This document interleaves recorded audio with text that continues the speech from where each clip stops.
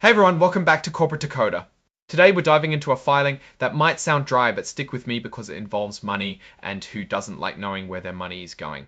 Think of it as finding out whether you're getting a little extra in your paycheck, or maybe realizing you need to cut back on those fancy coffees. We're checking out a report from Inland Real Estate Income Trust, and the big news is they're planning to give out some money to their stockholders. Think of stockholders as people who own a tiny piece of the company. The company's board, which is like the team captain, has said, okay, let's give everyone who owns our stock a little something. It's like a mini bonus for being a part of the team. They're planning to get out 0,001 $35,600 per share. To get this money, you need to be a stockholder, which means you had to own the company's stock as of March 31, 25. Think of it like signing up for a contest by a specific date. If you were on the list by that date, you're in. The company expects to pay everyone around April 7, 2025.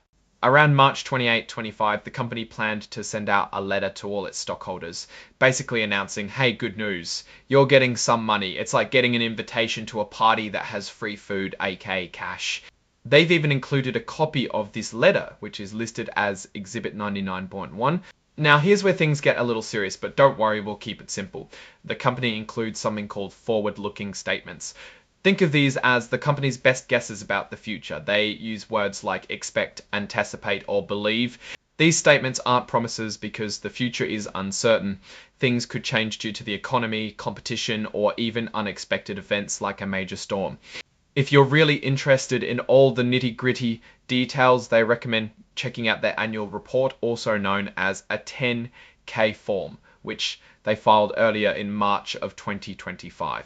It's like reading the fine print on a contract. The company wants you to remember that just because they expect something to happen doesn't mean it definitely will. It's like saying you plan to go to the gym, but you might end up on the couch instead. Because so many things could change, what actually happens could be very different from what they're saying now. Finally, the document lists some exhibits. In this case, there's a letter to stockholders dated March 28, 25. Also, there's something called a cover page interactive data file. This is basically a way for computers to easily read and understand the information in the report. So what's the big picture here? Inland Real Estate Income Trust is sharing some of its profits with its stockholders. That's generally a good sign, but it's always important to remember that the future is unpredictable. The company is making its best guesses, but things could change. This report tells stockholders, here's some cash, while also adding, but don't get too excited since the future is unpredictable. It's like getting a small gift with a disclaimer attached.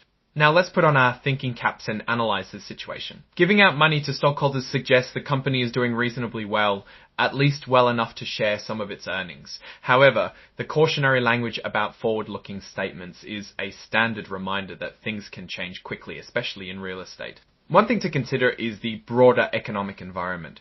We know inflation and high interest rates are mentioned as potential concerns. These factors could impact the company's properties, making it harder to find renters or affecting property values. It's like trying to sell your house when everyone else is also trying to sell and no one is buying. Also, they mention competition from internet retailers. This means that the stores located in the company's properties are facing a tough time competing with online shopping. If stores aren't doing well, they might not be able to pay rent, which could hurt the company's income. It's like owning a shopping mall where all the stores are struggling because people prefer to shop online from their couches. Overall, this report seems like a mixed bag. There's good news in the form of the distribution, but also clear warnings about potential challenges ahead. For investors, it's a reminder to stay informed, keep an eye on the broader economic trends, and not get too carried away by short-term gains. In essence, the company's message is enjoy this extra cash, but don't spend it all at once. Thanks for watching. If you found this breakdown helpful, give us a like, drop a comment, and subscribe for more Corporate Decoder insights.